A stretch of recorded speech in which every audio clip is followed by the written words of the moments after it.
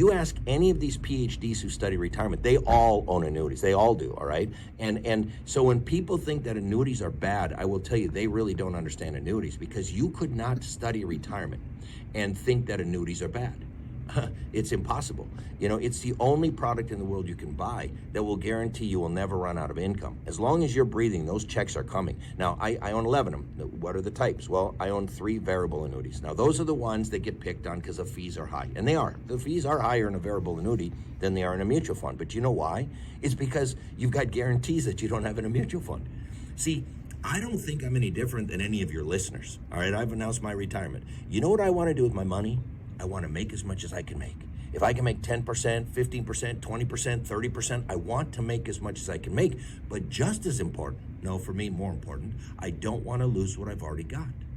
Well, mutual funds can't do that for me. Brokers can't do that for me. That's what annuities can do for me, because they have guarantees. They can either have an income guarantee or a withdrawal benefit guarantee. Some have a cash value guarantee that you're guaranteed over a 5 or 10 year period of time. You will not lose money in the market no matter what the market does. Those are important to me because I want to make as much as I can make, but I don't want to lose what I've already got.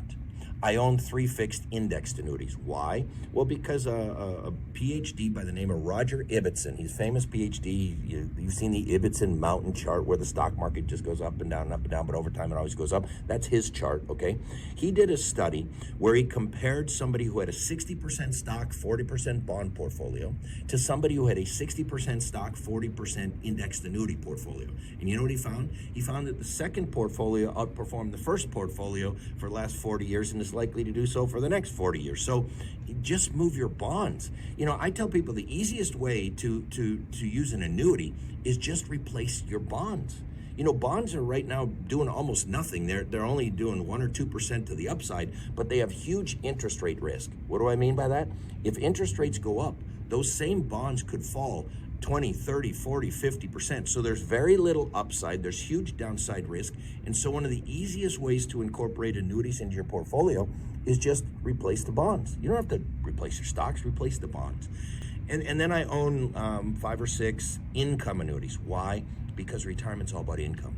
See, I want to be able to play golf and play tennis and pickleball and go on cruises and travel and do everything, regardless of who's in the White House, regardless of who's in Congress, regardless of what they do with taxes, you know, regardless of what the stock market does.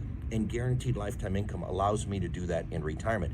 You know, and for all the people who think that annuities are bad, Social Security is an annuity. And I don't know anybody who doesn't like their Social Security benefit. Pensions are annuity payments. That's what they are. And I don't know anybody who doesn't like their pension. And I haven't met anybody who's getting an annuity paycheck every month that doesn't like their annuity. So I just think, you know, there's people who have an agenda against annuities. They want you to invest in their company, in their markets, and you know, they get paid on assets under management. And are they really doing what's best for you? I would follow the research of the leading PhDs in the world who study retirement before I'd listen to those TV commercials that tell you annuities are bad.